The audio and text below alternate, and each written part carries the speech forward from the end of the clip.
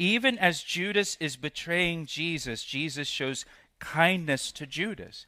Jesus loves Judas. He chose him.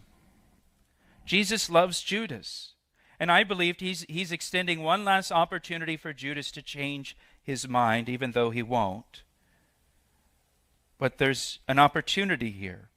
1 Corinthians chapter 10, verse 13 says, whenever we are tempted to sin, God will always provide a way out. He always provides a way of escape. He loves us.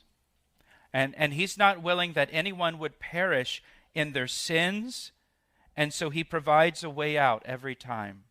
And his desire is that we would take the way out, that we would take the way of escape through repentance and turning from our sin. And so he says to him, friend, why have you come? Friend, what are you doing? Verse 50 says, then they came and they laid hands on Jesus and took him. He submitted to this. He submitted to the arrest. He allowed them to bind him with ropes. And suddenly, one of those who were with Jesus stretched out his hand and drew his sword. There's always a guy in the crowd who's got a weapon, right? And he struck the servant of the high priest and cut off his ear. And notice it says the servant of the high priest, not a servant of the high priest. This is the servant of the high priest. John's gospel tells us the disciple was Peter. Peter brought a sword with him. Peter, what are you doing with a sword? Why'd you bring a sword, Peter? The word sword here, it means a large knife or even a dagger. And as we see here, Peter is a better fisherman than swordsman.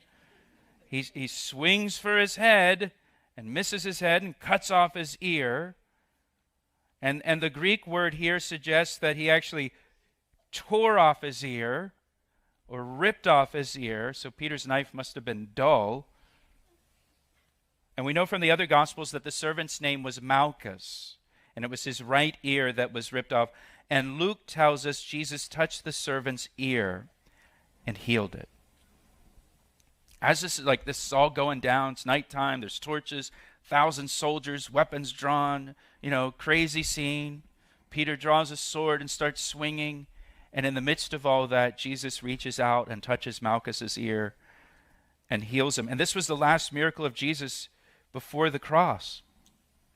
It's the only time Jesus healed a fresh wound. Every other healing is a disease or an ailment or disability that he heals. And it's for an unbeliever and an enemy of Jesus. And he heals Malchus really to protect Peter, so that Peter doesn't get arrested also. But please note here that Jesus heals the damage caused by a believer to another person. And I'm grateful for that. And you probably are too. I mean, how often have we unintentionally injured someone with our words or with our actions? All of us have lopped off an ear or 2 or 5 or 10. And I'm grateful that Jesus comes behind us and restores the damage we've caused to people when we've acted in the flesh instead of the Spirit. And so verse 52, Jesus said to Peter, "Put your sword in its place, put your sword away. For all who take the sword will perish by the sword. Or do you think that I cannot now pray to my Father, and he will provide me with more than 12 legions of angels? How then could the scriptures be fulfilled that it must happen thus?" Jesus could pray and the Father would provide 12 legions of angels to fight for him. Now a legion is 6,000 soldiers. So 12 legions of angels, I'll do the math for you. It's 72,000 angels to fight for Jesus. And you might think, well, what kind of damage can an angel do?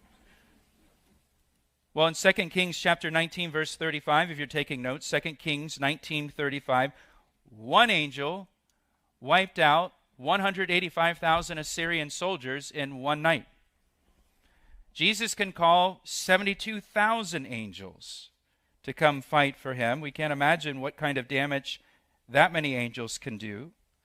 But Jesus had tremendous forces available to him. He can call for those forces to come and fight for him, and he can escape the arrest. He can escape the cross if he wants to. He's got options.